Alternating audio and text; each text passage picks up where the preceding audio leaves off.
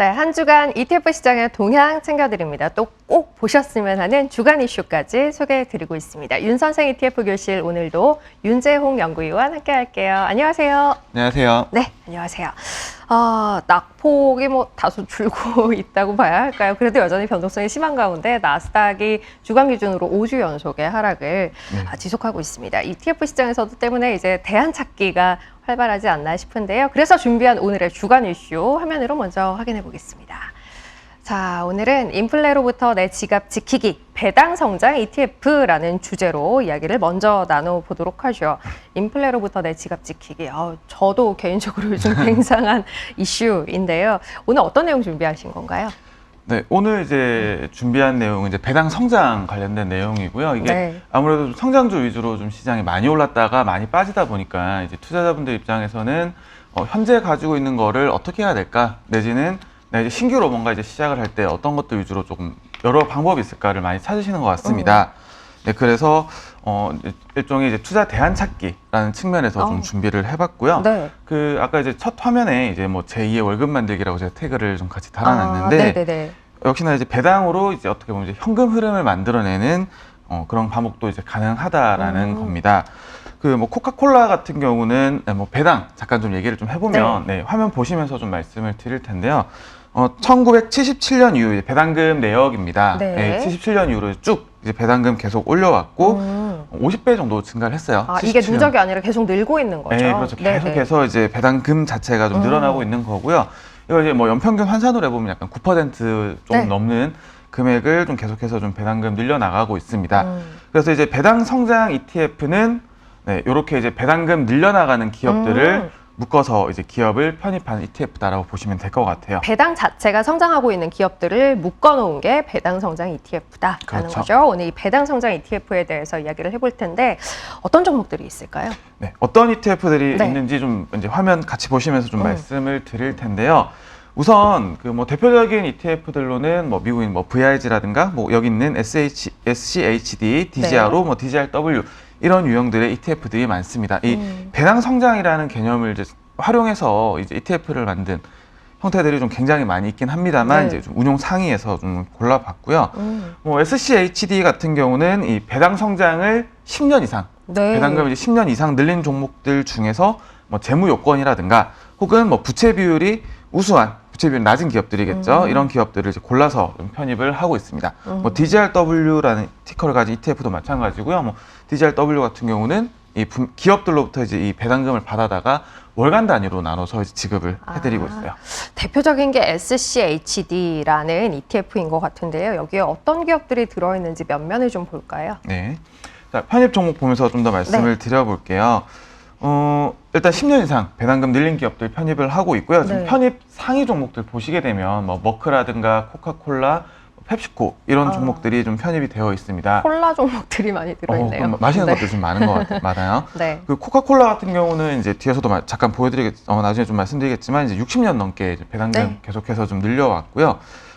이게 이 배당 성장이 이제 왜 매력적이냐, 왜 이렇게 많은 ETF들이 배당 성장을 컨셉으로 상장이 되어 있을까 좀 생각을 해보면 일단 이 배당이라는 거는 속이기가 좀 굉장히 어렵죠. 제가 이제 앵커님께 5만 원을 드리면서 이거 10만 원이에요 라고 할 수가 없는 것처럼 이 현금은 이 바로 눈에 보이는 것이다 보니까 속이기가 굉장히 좀 어렵습니다. 그래서 이 속이기 어려운 현금으로 나가는 배당 그리고 이 배당이 굉장히 좀 장기적이고 지속적으로 증가하는 기업이다 라고 했을 때 이 기업이 좀 실질적으로 성장을 하고 있구나. 돈이 돼야 주는 걸 테니까요. 그렇죠. 일단 실질적으로 돈을 벌어야 줄 수가 있는 거니까요. 특히나 이 배당금의 상승은 어떻게 보면 이제 인플레이션 속에서 내 구매력을 어느 정도 좀 보존해주는 역할을 할 수가 있다는 겁니다. 요즘 같은 때 사실 뭐 가장 이제 매력적인 종목군이 아닐까 싶기는 한데 좋은 점은 다 알겠는데 그런데 또 이쪽으로 특별히 매력을 못 느끼는 분들도 많이 계세요. 좀 유의해야 할 점이 있을지 아니면 뭐 요런 점은 좀 부정적입니다. 나쁜 점이 있습니다. 라든지 그런 건 없을까요? 좀 이제 종목들 이제 편입된 종목들 좀 살펴보다 보면 간혹 가다가 조금 이제 배당금 증액만을 기준으로 할 경우에는 좀 좋지 못한 기업들이 남아있을 가능성이 있어요. 어떤 말씀이냐면은 아까 종목 중에도 이제 IBM 같은 경우도 이 EPS가 계속 빠지고 있거든요. 실적이 이제 좋지 못하라는 거죠.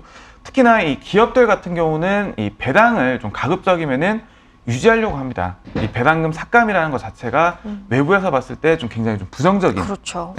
의미로 이제 받아들여지다 보니까 사실 뭐 빚을 내서라도 배당금을 좀 유지를 하려고 네, 하죠. 네. 특히나 그러다 보니까 이 기업의 경쟁력이 떨어지고 그러다 보니까 이 실적이 부진하고 이 배당금이 감액되는 데까지 좀 시차가 굉장히 길어요. 그런데 주가는 먼저 반응을 해버리죠. 네, 네, 네. 그러다 보니까 이 평균적인 이익률 수준이라든가 혹은 ETF 내에 좀 굉장히 비중을 많이 차지하고 있는 섹터, 이 동향 정도는 좀 파악을 좀 하고 있는 게 좋고요. 이 외에 이제 최근에 이건 모든 기업들에 해당되는 것들이지만 네. 이 비용의 증가, 이 비용 부담의 증가가 계속될 경우에는 어떻게 보면 이제 수익성이 좀 떨어질 수 있는 배당 여력이 조금 이제 감소할 수 있는 부분이 있다라는 거. 그래서 ETF들 같은 경우는 어떤 뭐 섹터라든가 혹은 이제 편입 상위 기업들 좀 동향을 좀 살펴보시고 그 개별 배당 성장주들 보실 때는 이익률 지표가 사실 좀 보시기엔 제일 빠르실 것 같아요. 기업들의 경쟁력이 떨어진다. 네. 내지는 이 어떤 이제 경쟁력이 떨어진다는 걸 가장 빠르게 보여주는 지표 중에 하나가 이 이익률. 네. 경쟁력이 높으면 이익률도 높겠죠.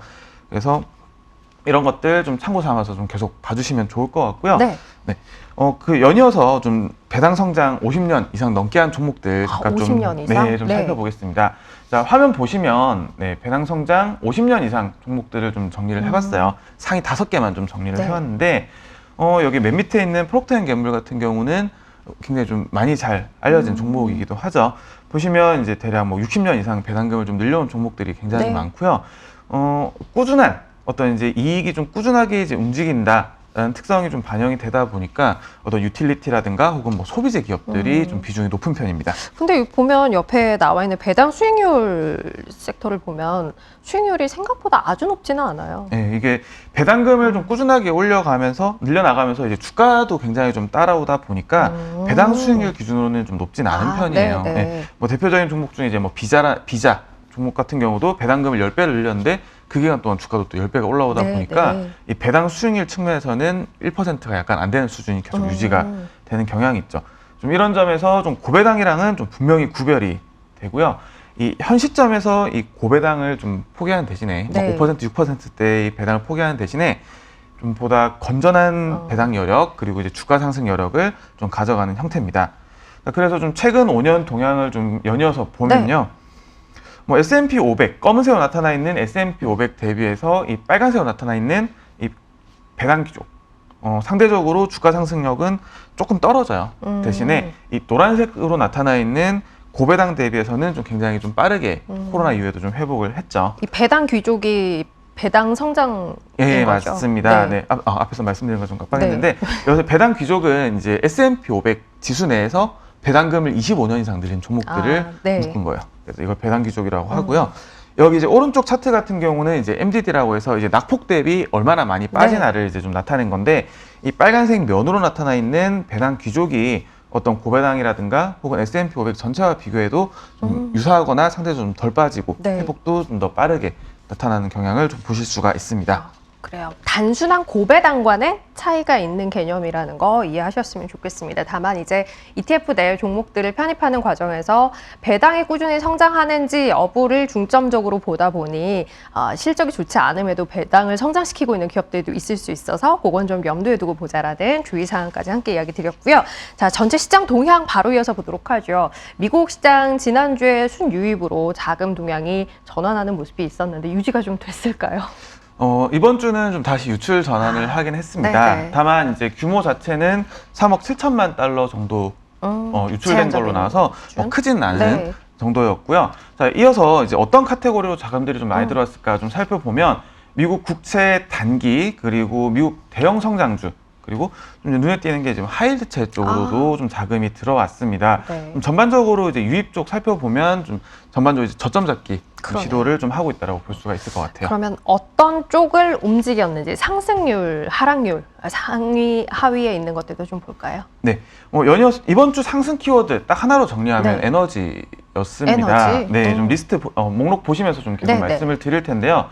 뭐 천연가스라든가 혹은 이제 뭐 원유 탐사 관련된 기업들 그리고 에너지 섹터, BDI 운임지수 이런 것들이 좀 많이 올랐습니다. 좀 주식형으로 좀 국한해서 봐도 전부 에너지 섹터죠. 그래요? 예, 유가가 올라가고 특히나 이제 뭐 S&P 500 에너지 섹터 ETF가 10% 넘게 정말 이제 정말 혼자서 네. 발군의 좀 상승률을 보여줬는데요. 그래서 좀 에너지 하나만 좀 기억하셔도 충분할 것 같습니다. 하락은 어느 쪽일까요?